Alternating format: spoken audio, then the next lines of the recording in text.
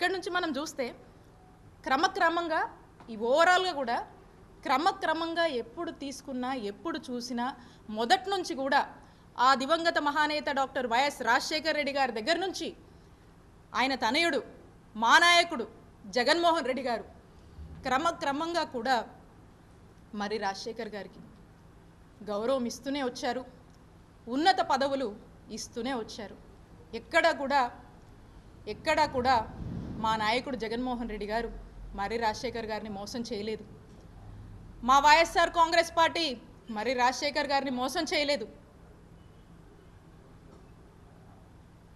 ఒక్కసారి మరి రాజశేఖర్ గారిని నేను అడుగుతా ఉన్నాను,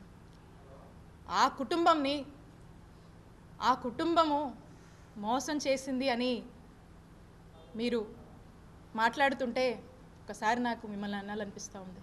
ఒకసారి ఆత్మవిమర్శ చేసుకోండి. ఆ కుటుంబం మీకోసం ఎంత నిలబడింది, మీ ఎలాంటి పరిస్థితుల్లోనే ఎలా నిలబడింది, పార్టీ కష్టాల్లో ఉన్నా ఎలాంటి పరిస్థితుల్లో ఉన్నా మీకు మాత్రం ఒక మెట్టు గౌరవం పెంచిందే తప్ప ఎప్పుడు కూడా మీ గౌరవానికి ఎప్పుడు కూడా తగ్గింపు అనేది లేదు. పార్టీ మీకు ఎప్పుడు మంచి చేసింది, మిమ్మల్ని ఉన్నతమైన పదవుల్లోనే ఉంచిందని తెలియజేస్తూ ఉన్నాను. కాబట్టి ఓకే, అన్ఫార్చునేట్లీ మేము ఓడిపోయాము. ఈ పరిస్థితుల్లో మరెందుకో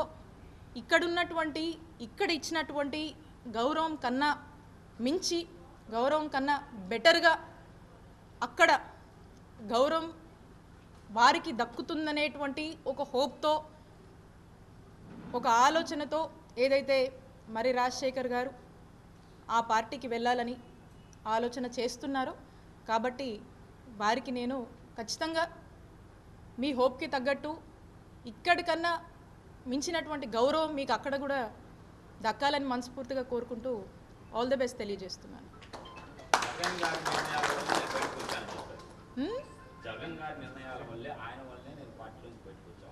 అంటే ఏ నిర్ణయం అన్నా అదే నేను చెప్తా ఉన్నా. 2004 నుంచి 2024 వరకు కూడా స్పష్టంగా అన్ని విషయాలు మీ ముందే పెట్టాను. ఎక్కడన్నా వారి గౌరవానికి ఎక్కడ కూడా తక్కువ కాలేదు. క్రమక్రమంగా పార్టీ గెలిచినా పార్టీ ఓడిపోయినా కూడా వారిని మాత్రం ఎంత ఉన్నతమైన గౌరవమైన పొజిషన్స్లో మా ఆనాడు దివంగత డాక్టర్ వైఎస్ రాజశేఖర్ రెడ్డి గారు కావచ్చు, ఇప్పుడున్నటువంటి జగన్మోహన్ రెడ్డి గారు కావచ్చు, మా వైఎస్ఆర్ కాంగ్రెస్ పార్టీ కావచ్చు, ఇచ్చినటువంటి అవకాశాలన్నీ కూడా మేము ముందు ఉంచాను కదా. సో కాబట్టి ఎక్కడ కూడా ఆ తప్పు మేము చేయలేదు. ఇక్కడ కూడా అతన్ని పూర్తి స్థాయిలో కూడా అతనికి గౌరవం పెంచుతూనే వచ్చాము అనేది తెలియజేస్తున్నాను.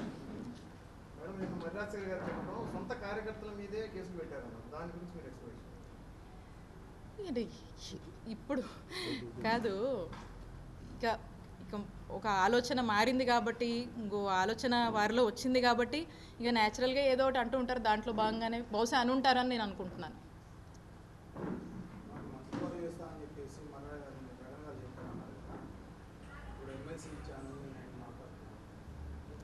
అదే ఏం జరిగింది ఏంటి అనేటువంటి స్పష్టత వారికి ఉంది. అదే ఇందాక నేను అన్నా, ఇంటర్నల్గా జరిగినటువంటి విషయాలు నేను ఇక్కడ మాట్లాడలేను కాబట్టి వారికి ఆ స్పష్టత ఉందని నేను భావిస్తున్నాను.